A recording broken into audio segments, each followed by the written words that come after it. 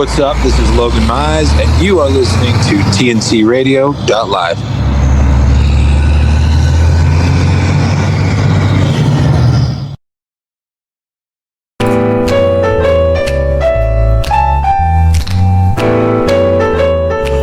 Welcome in, TNC Radio.live. This is Building Strong Minds with Dr. Christopher Cortman. I'm awfully happy that y'all are with us. I'm Tom Kelly.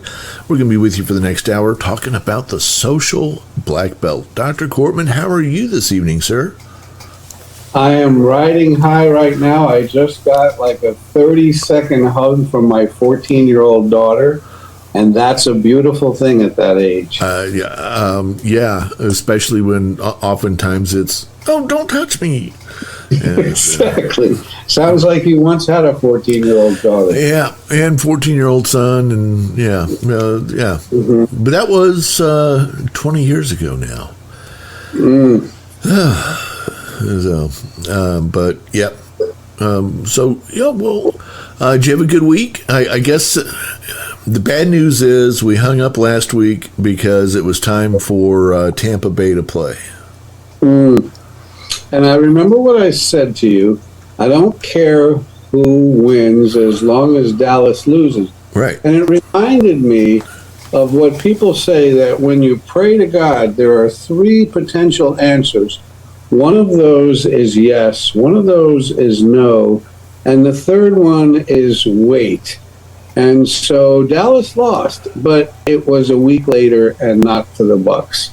So I guess the prayer I got was wait, and that wasn't what I had in mind. So I'm pretty frustrated with the translation of my prayers. Whoever's doing the mediation part, they're being a wise guy about this. Yeah, so, well, hey, that's the way that goes sometimes. And you know, the governor of Texas had a little fun with the game last night too. I don't know if you know this or not, but the governor of Texas is a paraplegic and is in a wheelchair. No, I didn't know that. Yeah, most people don't even realize that. But the kicker missed that first extra point last night, and he texted out, "Geez, I could kick better than the Dallas Cowboys can." Which they created some consternation for Dallas Cowboy fans, and for the rest of us, we got a good chuckle out of it. So, I think people have to have a sense of humor. It's not coming from some random person who said a paraplegic could kick better. It's someone who is a paraplegic saying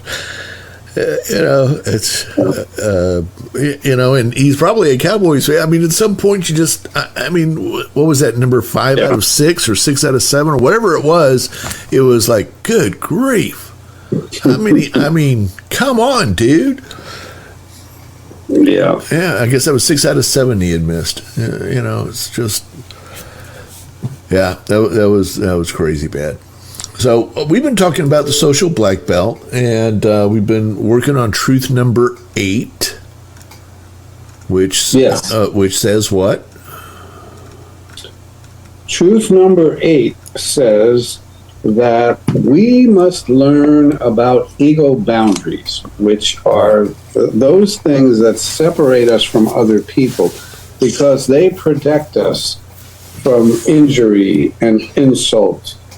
In other words, knowing where I end and you begin and attributing all of your behavior back to you is very beneficial to me, because when I start personalizing the bad behavior of other people, I'm in trouble.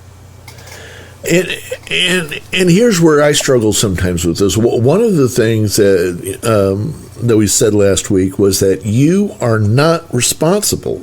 You are not responsible for what others say and do. Right.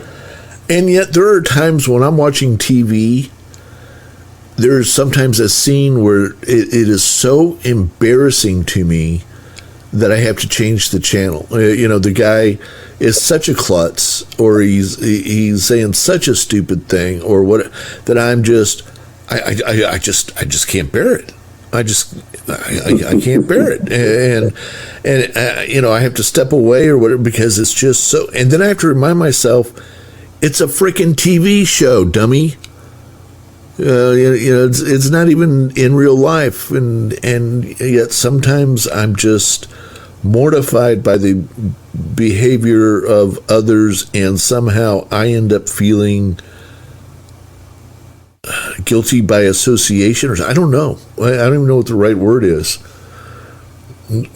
Well, remember the job of anyone who's on television is to engage you and to bring you in and make you feel a part of the broadcast, whatever it is, whether it's a documentary, a movie, a news report. The idea is to bring you in and to provoke you to feel.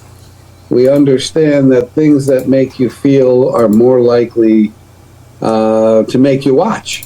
Right. And news knows that what makes us watch the most are feelings of rage and anger and also fear and trepidation. Those are the things that are most likely to make us watch, which is why they tend to be bad news kinds of things. But I noticed for me, and you can tell me about yourself here as well, but I like movies that make me feel. I don't mind if a movie makes me angry or scares me or makes me cry or cracks me up. I'll watch all of those because they made me feel. I want to feel when I go to the movies. But what you were talking about, there are things that only make me feel like rolling my eyes and saying, this is ridiculous, it's stupid, it's embarrassing. I don't want to feel those things. I'm not going to stay on that program unless it's just really, really funny and it makes me laugh. But normally that kind of thing just provokes the eye roll, like, this is really dumb.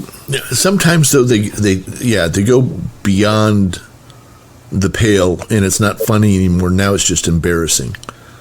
And now and I don't like watching the person embarrassing themselves. But the flip side of you are not responsible for what others say and do is when somebody says to you, "You made me so angry." Yeah. I did such and such, and it's your fault. Mm-hmm.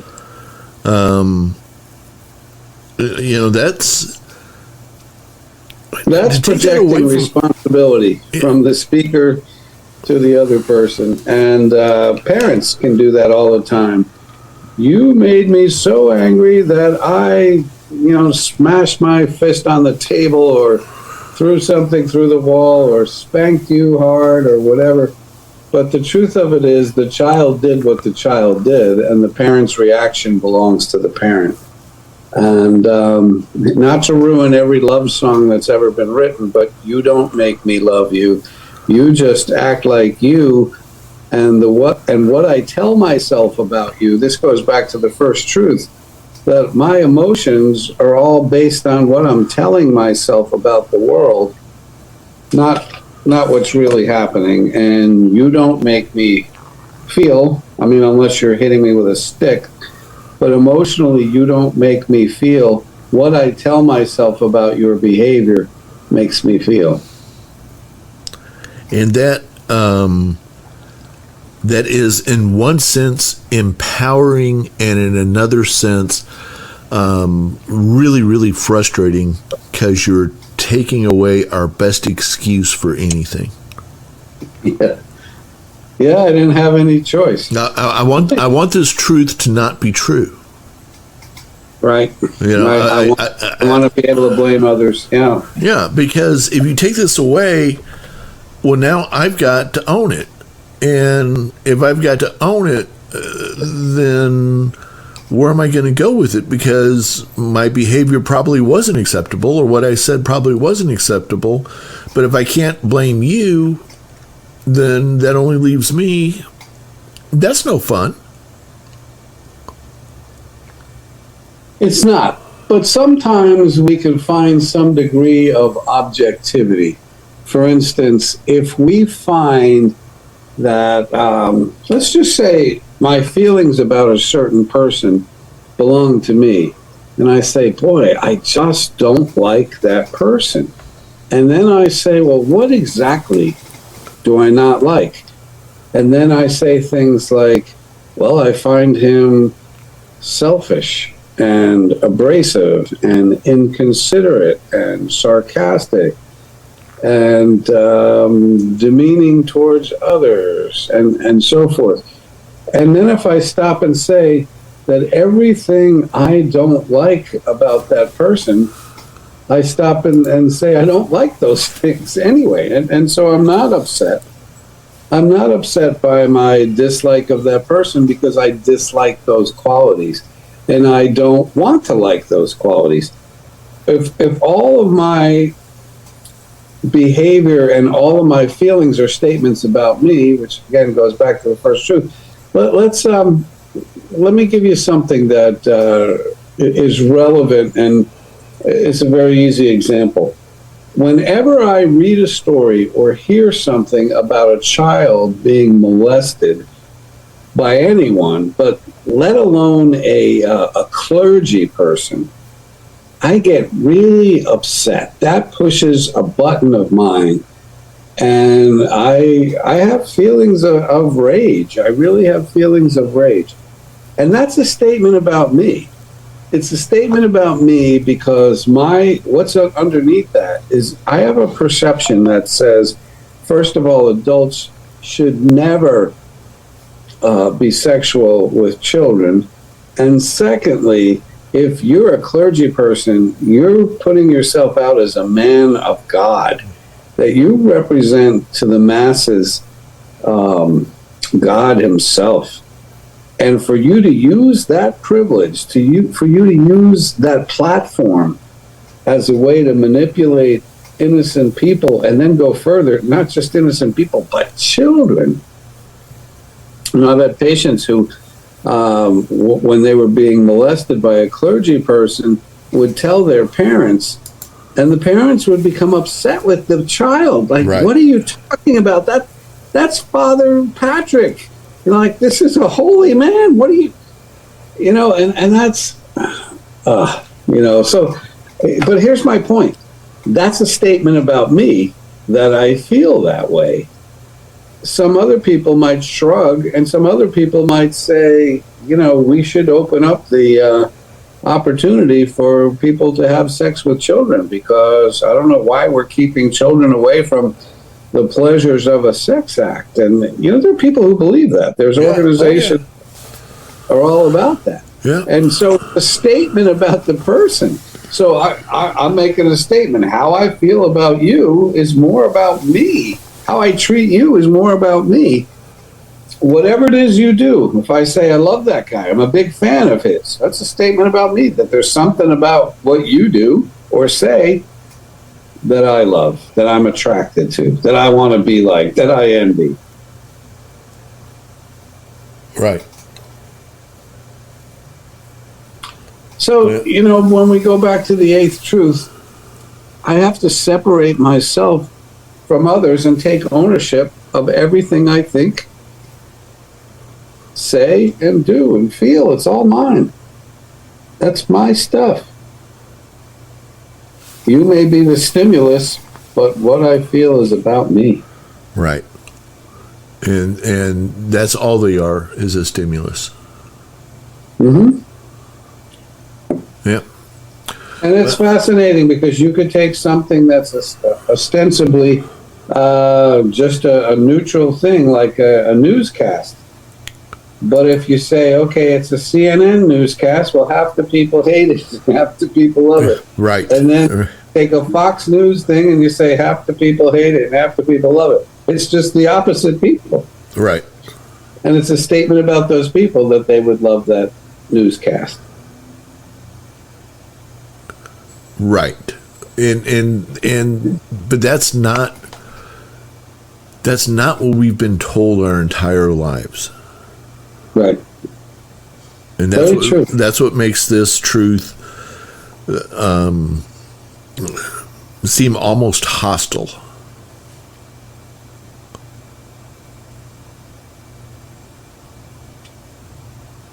because you just put all the blame back on me. Wait a minute. No, I'm taking the blame. That's me too. Yeah. See, I mean, it'll make your brain fuzzy if you overthink it too much. But, it's great stuff. And appreciate this truth very much. Though it's a little bit hard to swallow. It's very important. And then we got into last week talking about what part is yours and what do you do with your part. But I just kind of wanted to back up a little bit and talk a little bit more about that part of accepting that what other people say and do, it's not yours, it's theirs. A couple of examples of this that I thought were really interesting and powerful. I remember being walking on a street in Hawaii, Maui to be specific, and there was a man on the street corner, and he was talking into a microphone on a little soapbox. And as people were walking by, he was, not only preaching, but essentially saying, "You're going to hell. You're going to hell." And my thought was, hey, how did this guy get on the committee? And that was my reaction. Instead of thinking, oh my God, I'm going to hell. This guy thinks I'm going to hell. I better get right with God. My only reaction was, how did this guy qualify to start telling people who's in and who's out? And the same thing just happened last week. I got free tickets. I scored free tickets to a Barry Manilow concert. And Barry Manilow was a part of my youth, yep, as so many other people who went to this concert. But I went there, and on the way in, there was a man who was doing that, but he was saying the most vile things and talking about homosexuality and you're going to hell and you're going to burn there. And I'm thinking, what a poor representative of God's love. But again, it was old for me. For me, it was the thought of who this guy is. It was about him. There was nothing personal that I wanted to take from that, but rather, and then thinking, he probably thinks he's honoring God. He probably thinks he's helping a cause. He's doing right for his God. And really, to a person, you probably would see this guy would be pushing people away from any kind of faith, not towards it. There wasn't, right. I can't imagine a single person going, well, thank God for him because that sure changed my life and makes me want to worship his God. And no, it was more like, ick. I don't want to, if that guy's on the team, I don't want to join. Don't select me. Right.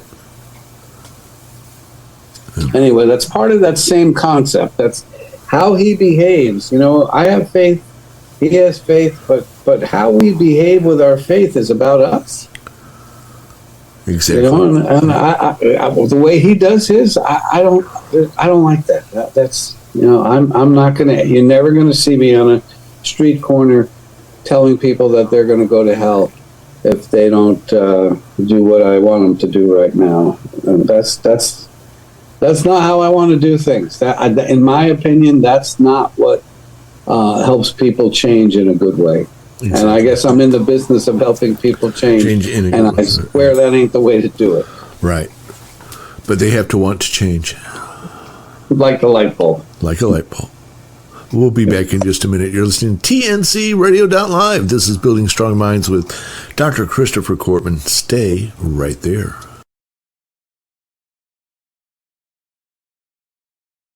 This infoblog on tncradio.live is brought to you by the Truckers Network at app.thetruckersnetwork.net. ISS score for truck drivers explained and how to find it. An inspection selection system score is called ISS score was created by the Federal Motor Carrier Safety Administration, FMCSA, to help law enforcement officers determine if the truck should be inspected. The inspection selection system score is frequently used to determine if your truck will receive a bypass command or not. There is often confusion between the ISS score and the CSA score.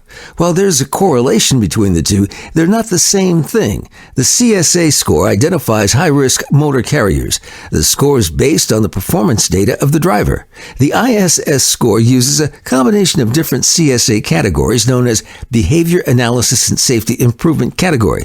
That's BASICS for short, to determine the carrier's overall inspection rating from 0 to 100. Similar to the CSA score, the lower, the better.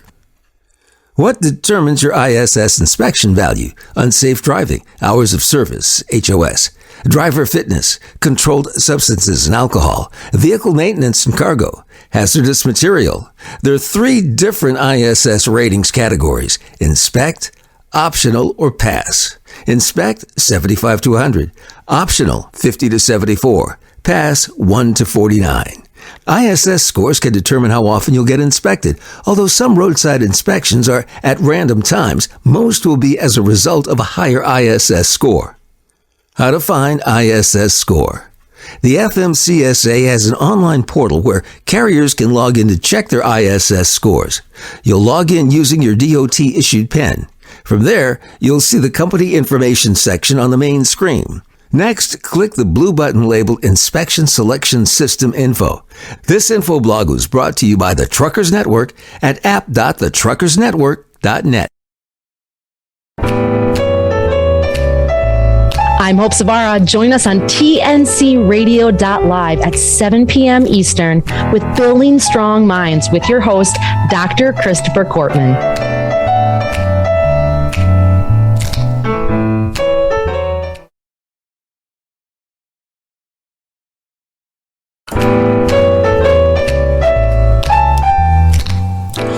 Welcome back in tncradio.live. This is Building Strong Minds with the Barry Manilow fan club, Dr. Cortman and myself. We were talking about Barry Manilow on the break there, and both fans back in the late 70s, early 80s, mid 80s, saw him in concert 30-something years ago, and he was fantastic, really fantastic. Yeah, he's nearly 80 years old now, and he put on quite a show. And I think everyone walking out, or most everyone, really had a good time. It was a fun show. It was worth going. Yeah, and that's always great. You know, when you see a great show like that, that's always a pick me up and that kind of stuff. Yeah. All right. Yeah. I'm going to tell you this. I was started to just flip the channel here, but I'm going to keep my favorite part of going to a musical is at the very beginning when they're tuning up their instruments. When that's over, you walk out? No, but it's my favorite part because right then the magic, having been to enough musicals, the magic of what's about to happen. And will it be good? There's this gripping moment of, is this going to be as great as I hope it's going to be? And it usually is. And it's just this, here it comes. To me, it's like dangling the appetizer out there and saying, here it comes, get ready. And so there's something about that I always enjoy when they're getting ready for the concert to start, and here we go. It's going to be good. I understand what you're saying, and I have an analogy that I think fits nicely with that. I get a feeling like that when we are approaching Disney as a family. And outside, there's all these telephone wires, and some are shaped into a mouse's head. And it's like, we're here. And there's a certain sense of excitement. We're usually going at night, going to stay in a hotel, and get up early and go. But that is the official signal that our Disney weekend has begun, kids. Yeah. So, yeah, it's the appetizer, as you said. Yeah. So, what else do we need to say about Truth 8? Just always want people to understand that other people are always entitled to their opinions, and always recognize that their opinions are a slice of the person who's rendering the opinion.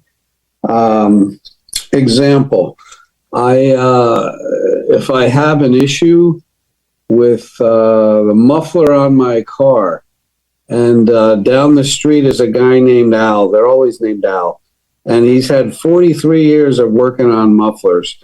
I want to take my car down for Al to look at it. He lives down the street and he knows mufflers. And within minutes, he tells me exactly what's wrong with my muffler and what I should do. But I notice that he may also tell me about raising my kid and about politics and a myriad other things. All of those things are statements about Al. They're Al's opinions. And I may choose to take every one of them to heart, or I may throw everyone in a basket somewhere and say, all I really want to talk about with Al is mufflers, because that's the one opinion of his that I covet, because Al is a true expert in that department. And so you can get all kinds of opinions from people, and it's about them. It's just about them, and it's a slice of them. And I might find the slice interesting, and I might even find it enlightening, and I might find it brilliant, but it's still about them. And what I should do with it, well, that's up to me. And for me, I like to see what kind of experience and knowledge and background that helps me to weigh in, as opposed to somebody who has an opinion on everything without a whole lot of exposure, knowledge, experience, or education about it. So another way to look at it, that you're welcome to give other people's opinions a lot of power, but you're probably wise weighing what other people have to say, against your own experience or the experience of others who know a lot more about whatever we're talking about.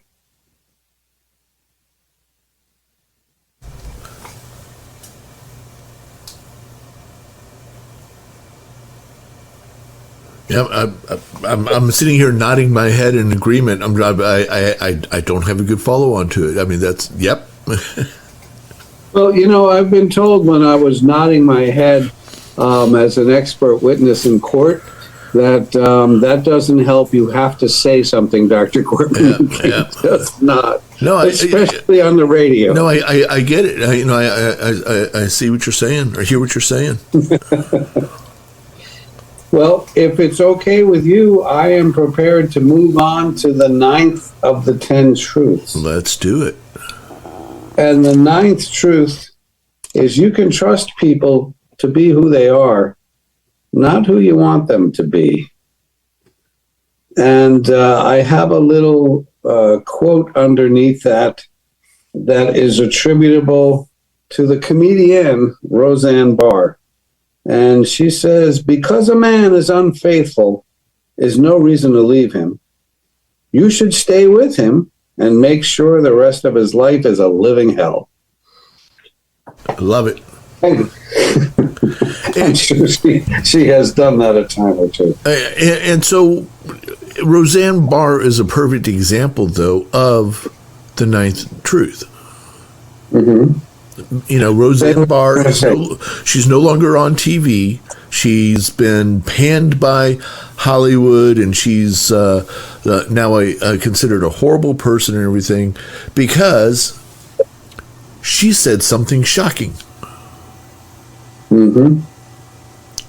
That is who she is.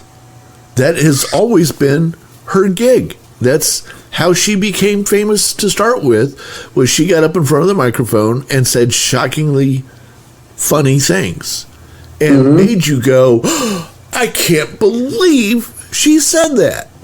And so then one day she said something that people said, I can't believe she said that. We're done with her.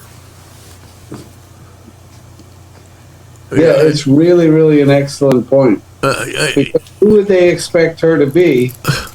But someone who says shocking things. That's her thing. She says shocking things. What were they? The same kind of thing when we take a professional football player and we tell him all day long, hit harder, grab him, throw him to the ground, tackle him, jump on him, pounce on him, and then we're just stunned when he roughs the quarterback or hits his wife or whatever, because we just spent millions of dollars telling him to go do this thing, and that's who he is, and he's the meanest SOB in the whole world, and growl and scream, and then we're shocked when they act like who they are.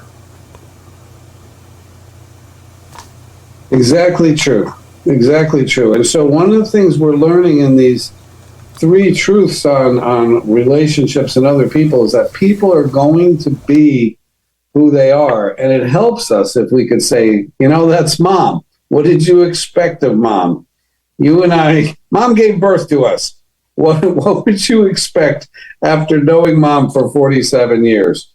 Don't you think that's in her repertoire? Don't you think we should expect mom to talk like that, to be like that? People are going to stay in character throughout the movie, and we can trust them to be who they are.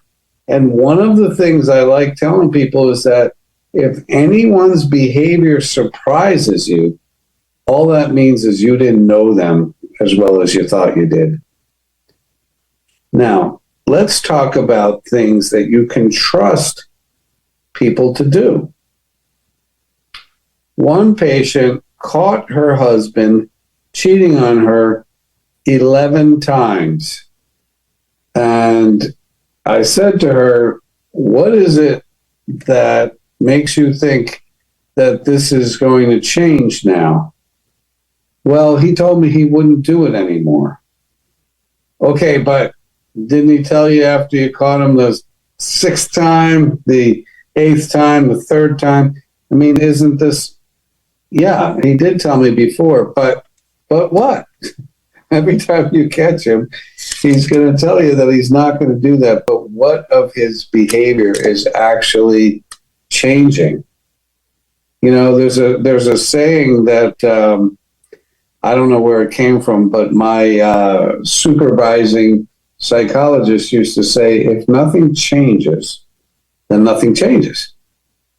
And if your unfaithful spouse has cheated on you a number of times that you know of, those are just the ones she caught, right? And there's no indication of behavior change, what makes you think that that's going to change? It's probably not going to change. You can trust people to be who they are, not who you want them to be. Well, this is a big issue in the therapy world. It's a huge issue. In fact, if 1 out of 2 people come into therapy for relationship issues, which was something I read years back, so let's just say that's basically true, a significant percentage of the 50% is because there's a lack of trust in a relationship. And if someone cheats on you one time, there's differing opinions out there. Tom, some people say once a cheat, always a cheat. If they cheated on you once, they will always cheat on you. Now, I want to tell you, and this after 80,000 hours of therapy that I've facilitated, I want to tell you that I believe that to be very, very far from the truth. Why do I say that? Because I know many a situation where people have cheated one time, and because the outcome was so painful and awful and just devastating to their lives and to their relationship, they do not cheat again. They do not cheat again. And And I want to encourage people with that. There are times in life where somebody strays off the beaten path and they get caught and they feel awful and they lose that person, maybe temporarily, maybe permanently, and they learn, I will never do that again. I'll never do that. I hurt my kids. I hurt the person I love the most, my spouse. I hurt myself. I hurt the person I cheated with. I just ruined everything. I won't stoop to that level again. And that I'm here to encourage people to say that is not only a real option, but it happens quite frequently in my experience. There are other people who are serial cheaters. They will take every opportunity. This is going to sound like a made-up conversation, but I swear it happened in my office, where a woman said to her husband, I caught you 51 different times. And he goes, no way, 48. And I thought, usually if you had an attorney, he would say to you, shut up and never speak. His argument was not 51, 48. Wow, that was a good comeback. There are serial philanderers out there, and anything that they can get their hands on, they will. And I'm not just talking about males, and I'm not just talking about females. I'm talking about humans, people. There are people out there who will cheat at every opportunity. And there are other people who cheat one time and they will not do it again. So, the question is going to be then, how do I know who's who? How do I know that my spouse is not going to do that again? Now, you're probably going to want a break, and then we can address it afterwards. But if not, I'll jump in there right now. No, let's do the break, and because I don't think this is a 2-minute answer. It's not. Okay, so let's do the break and come back and tackle that question, because I think that's a very natural and very valid follow-up question. Is okay, how do I know then that this person is not going to repeat the same thing? We'll be back in just a couple of minutes. You're listening to TNC Radio.live. Stay tuned.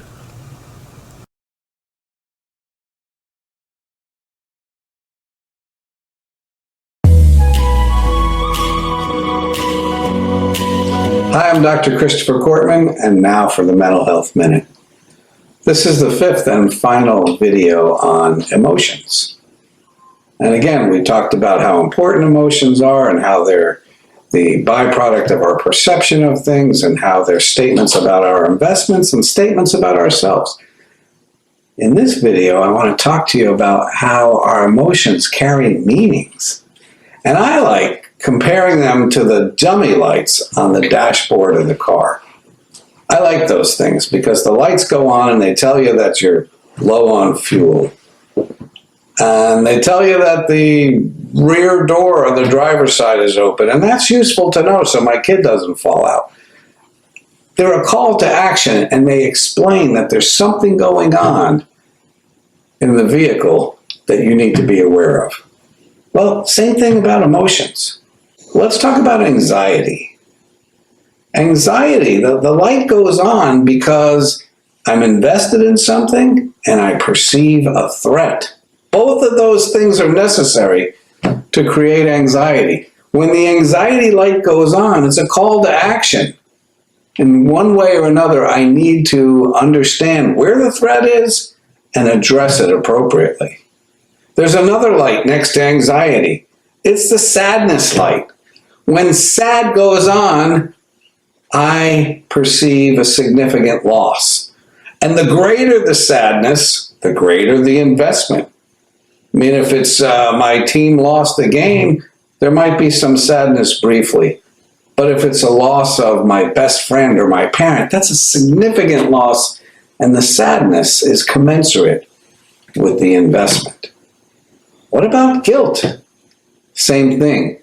the guilt light goes on, and it's a message that you perceive that you have violated your own moral code. You did something that you think is wrong, or you didn't do something. I felt terribly guilty when I forgot to show up for breakfast with a friend of mine. And the moment I realized that I had forgotten, I just felt so much guilt. He was sitting there by himself going, "Are you coming?" But it's a call to action. So rather than live in guilt, the best thing to do is to call and to rectify the situation. Please, can we go again? I'll buy the next 3 times, whatever it takes, because I don't need to drive the rest of my life with the guilt light on. Same thing with anger. When the anger light goes on, it's a message. There's something going on that I'm angry. And you know what the message of anger is? It's pretty simple. I perceive a violation somewhere. I had an expectation and it didn't get met. And so my feelings are there to tell me that there's something going on and I'm perceiving the world in a certain way. And once again, just like with the dummy lights, it's a call to action. Don't drive the rest of your life angry. Don't drive the rest of your life in sadness. Don't drive the rest of your life anxious. Do what needs to be done to turn that light out.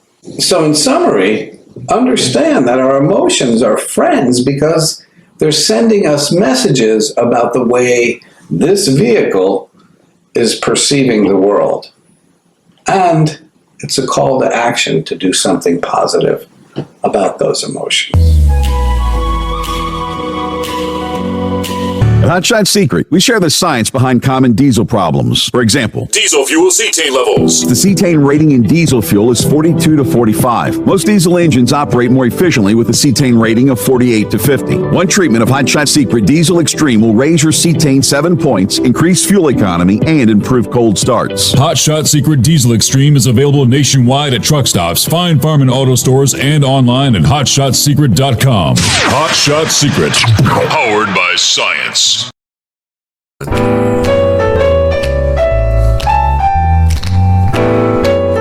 Welcome back, TNC Radio.live. It's a Monday night. We're live and talking about the social black belt. We've just introduced the 9th truth. You can trust people to be who they are, not who you want them to be. And we talked about a serial cheater and or cheating in general. And how would you know that somebody has actually changed and is not going to repeat the same behavior versus somebody who come back to it again and again?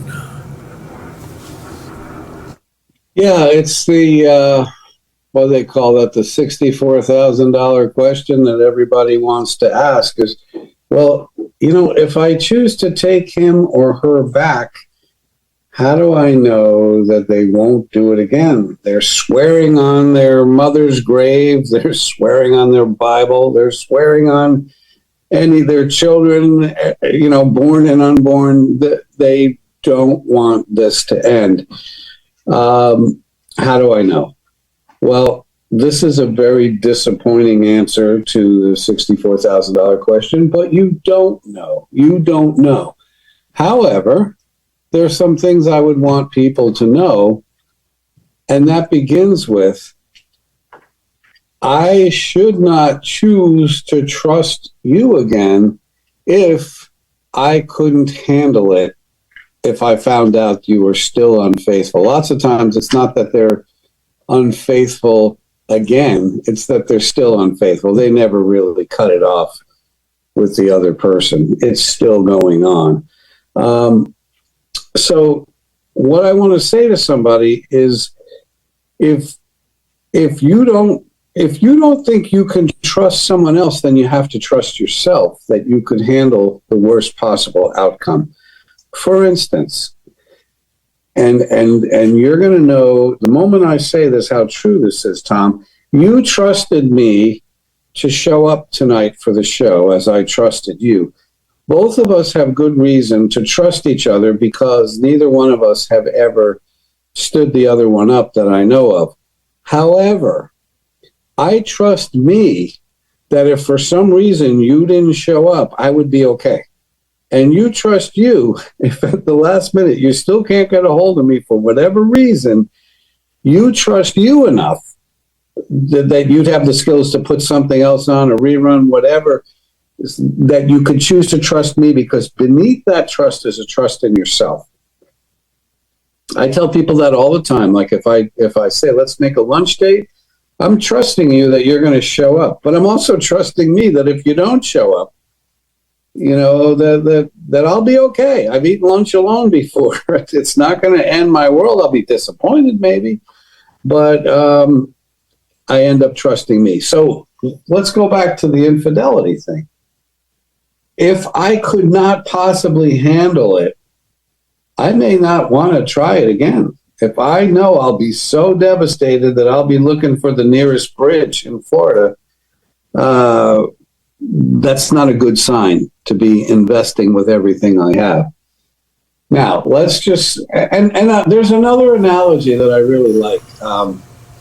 Years ago, one of my brothers said to me, there's this investment, so-and-so's doing it, names I've heard of. If you want to put some money into it, it may grow into something amazing, or you may never see it again. And I think, yeah, that's what's most likely to happen. But I decided to do it with an amount of money that if I never saw it again, it wouldn't change my life.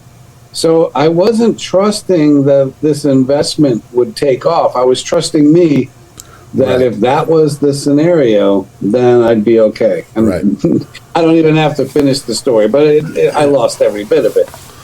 But I was okay because I knew that I could handle it if that happened. That's an attitude I want to encourage people to have. Can you trust him to be faithful this time around? I don't know. And the research says psychologists are no greater at predicting, future behavior than other people. The best predictor of future behavior is relevant past behavior. That's why police officers are always pulling us over for stupid things like a light out in the back, because they're looking for these things called priors. They want to know if you've been arrested for what else and who's looking for you. And when they see you have a clean record, you know what they say? There's a tail light and that you might want to look at and get that replaced. Okay, have a good day. They're not looking for you. They're not looking for you. They're looking for people with priors, because if you're 62 years old and you've never even had a parking ticket, they don't want to waste their time with you. You're not who they're looking for. So back to the fidelity. So on the fidelity part, there,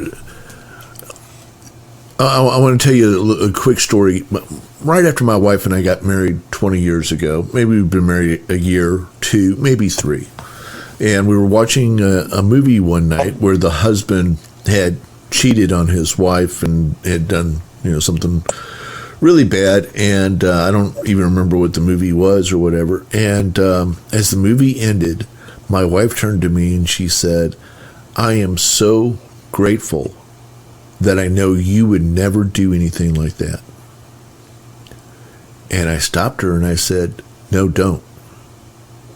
I like to think I would never do anything like that. I'm relatively positive I would never do anything like that. But the moment I let down my guard and say, well, I would never do that, is the moment where I could get myself in trouble. And so I want to be on guard that people fall into temptation. I mean, you ask 95% of the guys, did you plan on having an affair when you got married? And they were going to say no. At least I think the vast, vast majority would say, no, I never thought I would do this. I never thought I would behave this way. I got a pastor friend who swore that he would never do that and ended up having an affair, and asked him, did you ever think it would be you? And he said, no. Never thought it would be me. I don't think it's going to be me, but I need to be prepared that I could fall into temptation too, and I need to know when that's happening and remind myself I could end up in trouble here. This is a bad. This could lead to something bad. I need to step out of this situation. Otherwise, I think you get overconfident and get yourself in trouble. Am I way off on something there? You speak wisdom, my friend, and I really appreciate that. And if you change the topic of what we're talking about and said we're talking about whether someone would ever pick up a drink again, relapse, or a drug again and relapse, the people who say, I will never do it again, period, those are the ones that bring fear to the clinician, the spouse, the family. The ones who say, I'm working my program, I'm prioritizing my program, I will not drink today. Right. That's where the safer money is placed. Yeah. So when you get too cocky and too confident, like one of my patients did this past month, she picked up because she thought she could handle it for New Year's Eve. She wanted to, have a normal drink on New Year's Eve. So back into rehab she went. Yep. But, having an idea that says, I need to do whatever is wisest and not get all cocky that I haven't had a drink, had a drug, had a cigarette, kissed another woman. No, I have to respect wherever my weaknesses lie and veer away from that. Yep. Because otherwise I'm playing with fire. Now, back to how do you know? Even though you can't know, there are some people who are extremely confident that their spouse is not going to do it again. I'm thinking of a couple I work with. She's a physician, he's an attorney, and he was unfaithful once, and he's a very good-looking guy, and he has a good personality, and he was an attorney, smart guy. But she's very, very much, she's not only forgiven, but she really believes that he's not about that anymore, and that's because of the changes in his behavior. And he's all about her. And when he has any time, you know where he is? He's with her.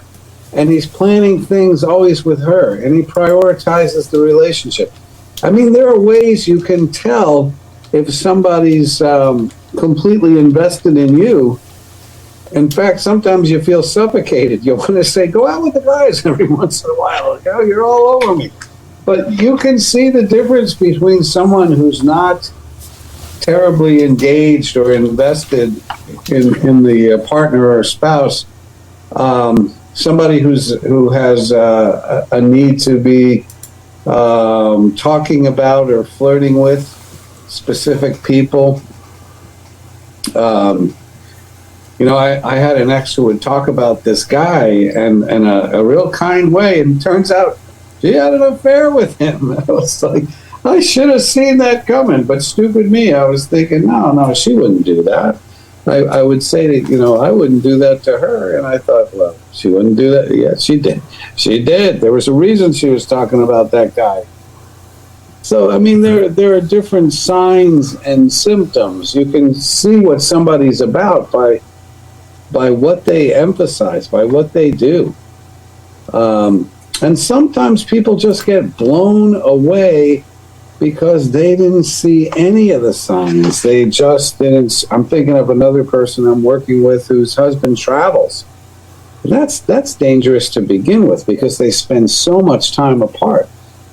And when she finally found out that he had a lot going on, what he told her is, you don't satisfy me sexually, so I love you to pieces and I never want to break up, but, this is how I stayed with you. I've been supplementing the relationship with, extramarital liaison. So, it's not always easy to tell. It's not.